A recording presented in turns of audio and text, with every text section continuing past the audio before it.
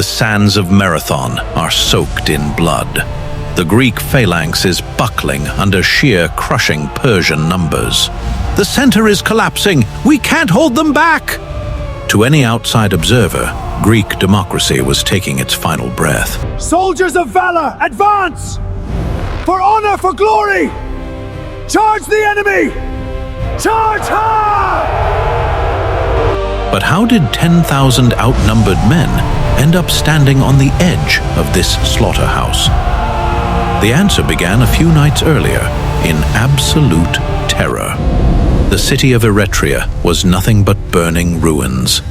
Bloodied, half-dead refugees crashed through the gates of Athens. What happened to Eretria? The Persian horde torched everything, and the man leading them straight to our gates is our own exiled tyrant, Hippias.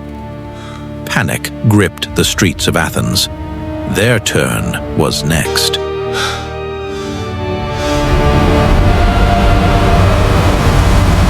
A dust-covered messenger slammed into the center of Athens, breathless.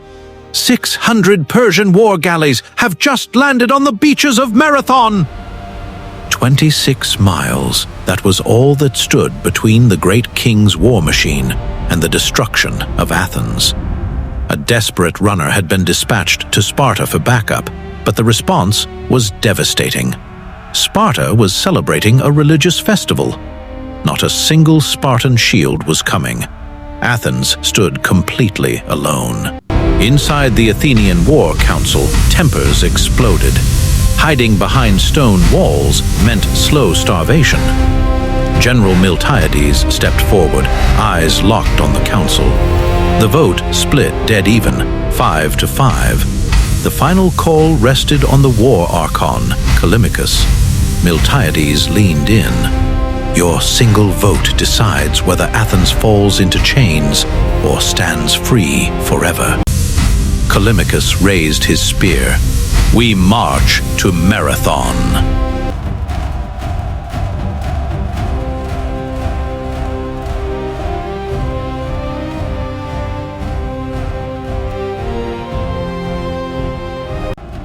"9,000 Athenian citizens marched out of the city gates, knowing they might never see their families again. Then, through the rising dust on the horizon, came a sight no one expected. 1,000 elite warriors from the tiny city of Plataea, marching in full bronze plate. You actually came? To the last drop of blood, we stand together.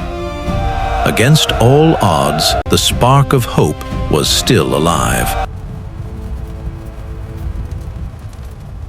Staring down from the hills, the Persians saw the Greeks refusing to move. The Persian commander Datis grew arrogant. Assuming the Greeks were paralyzed with fear, he made a catastrophic blunder. He loaded his deadliest weapon, his elite cavalry, back onto the ships to sail around and sack an undefended Athens. From the cliffs above, Miltiades saw the cavalry board the ships. The Persian infantry was left wide open. The cavalry is gone! The moment we enter arrow range, we sprint at full speed. Charge!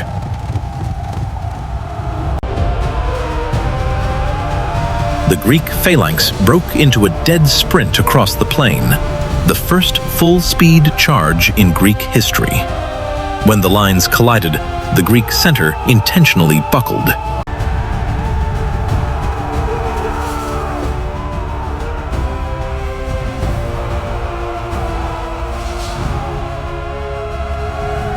It wasn't a defeat, it was Miltiades' deadly trap.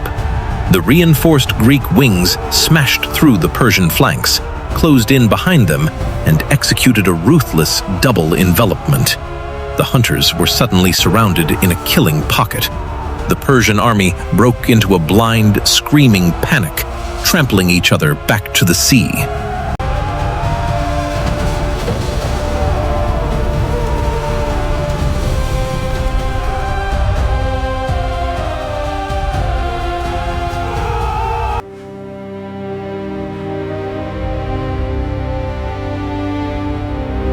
Over 6,000 Persian bodies lay scattered across the sand.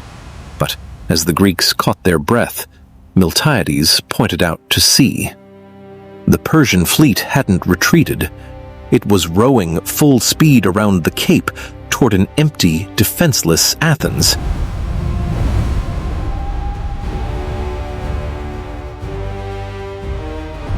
Hippias was hours away from walking straight through the gates. There was zero time to celebrate.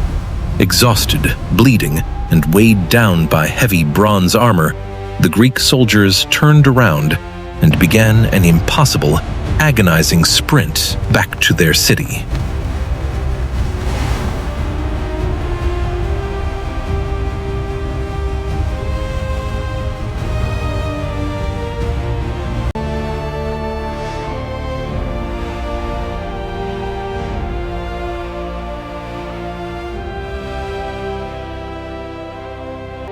Through pure adrenaline and iron will, the Athenian army reached the city walls just as the Persian ships appeared on the horizon.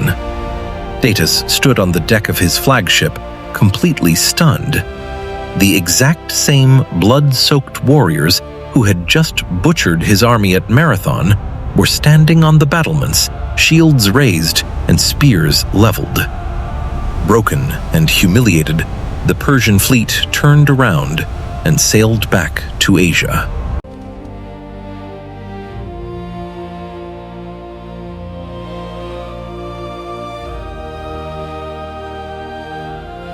The Battle of Marathon proved the invincible Persian Empire could bleed.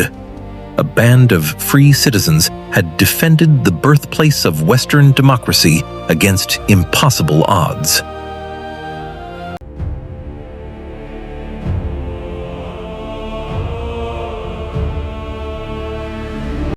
But the great king never forgot.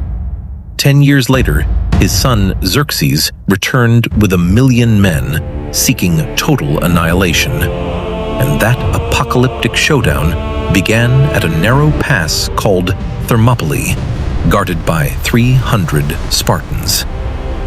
Watch it now.